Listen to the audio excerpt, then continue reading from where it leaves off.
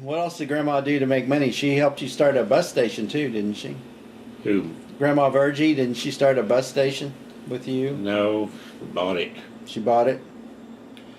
And she was running it, but grandmother, she didn't have enough education to be able to figure out the schedules and what have you. And so I had to go help her all the time. Mm-hmm. So eventually she said she wouldn't want to do it.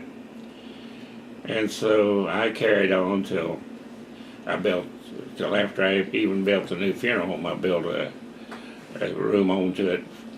That's what that one room is, where it ended up being my office was a bus station. Right. But it provided me with enough income to pay my overhead, and the rest of my income, my business was free. Mm-hmm. It paid all the overhead. Wow. Just the commission off of it. But back then, people didn't have the cars that they have today. Mm-hmm. Now everybody has a car. Right. So a taxi cab cannot do any good in Afton. And the reason Mother did so well with it is Roadway Express came in out here, and she hauled all the drivers back and forth to the motels. Mm-hmm. And they had about 50-some turnarounds a day. Mm-hmm.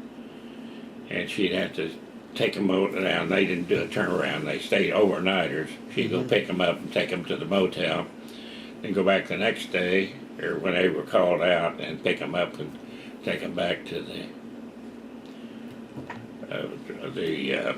Roadway Express. She also took them to the restaurants, right? Yeah, she'd haul them to the restaurants, or else they could. The motel was close enough. Most of them walked to the restaurants, you know. And very seldom they did that, but they created a lot of business for her. Besides just driving them back and forth to there, they didn't have cars here. So what motel did they stay in? Huh? What motel did they stay in? Well, it was called Rest Haven at that time. Mm-hmm. And it was owned by Ida Davis. And she had a very lucrative business till Roadway moved out. Mm-hmm. And she sold it. Mm-hmm.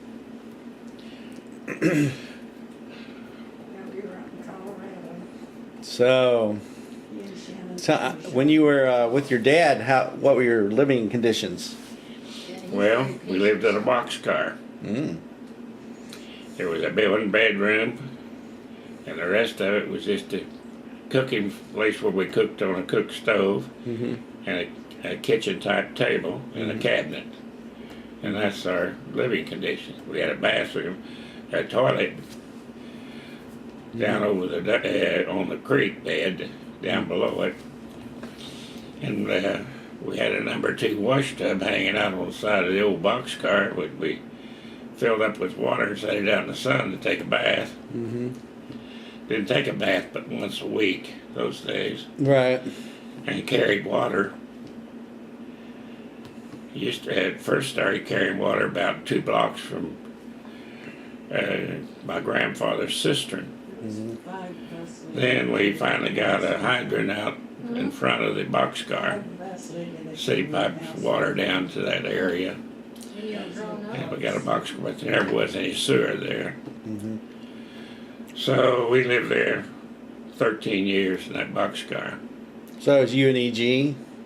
My brother and I and my dad. Was he? Well, I thought your dad stayed with his girlfriend or something. Oh, he'd go. We'd never see Dad at night. He'd come in from work. He'd clean up a little bit, and off he'd go. We wouldn't see him until the next day. And I kind of cared for E.G. and cooked for him and what have you. And we kind of hustled for ourselves. So what did you cook? Well, mostly fried stuff. I didn't boil too much or cook anything in the oven, except we never had light bread. I cooked biscuits all the time in the oven. And we had a big 5-gallon pail of sorghum molasses and peanut butter, and we made out on that. Mm-hmm.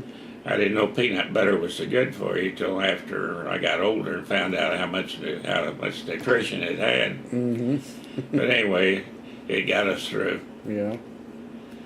We did have a cow, 2 cows in fact. Now Dad didn't make us milk the cows. He was afraid we'd turn them dry. And well, we probably would have. We were little. Mm-hmm. And we always had lots of milk, and we churned our own butter, and we had enough to eat. The only thing is we didn't have a mother with us to guide us and keep us cleaned up like we should have been. But you went to see your mother in the summers, right? I saw my mother every summer and stayed with her. And well, I stayed with Farnell and Mabel. And E.G. did too, but we worked for them. Mostly, we never paid for much of it, you know. We started hay season by, he would have had to hire a mow man and a rake man anyway. So he just paid us what he was paid them. And we'd end up, at the end of the summer, I'd have maybe saved up about $4 or so. And I'd buy all my winter clothes with that $4. Mother would take the Sears catalog or Montgomery Ward, order our clothes for us. So did you come into town did you come into town at night or on the weekends or? Yeah, on Saturday night we went to town. And we took a bath out in the horse trough. To get ready to come in? Get ready to come to town. And we put on a clean pair of overalls and a white shirt. And we were dressed up. And a pair of slippers. We were dudes. When I was started high school, I didn't wear overalls anymore. I saved up enough summer I could buy 2 pair of trousers. And I cleaned my own clothes in gasoline. Well, we didn't have any cleaning solvent back then. We didn't have any cleaners. And I cleaned my clothes in gasoline and hung them out on the line to dry to get the gasoline out of them. Whoa, my gosh. Yeah, used white gasoline.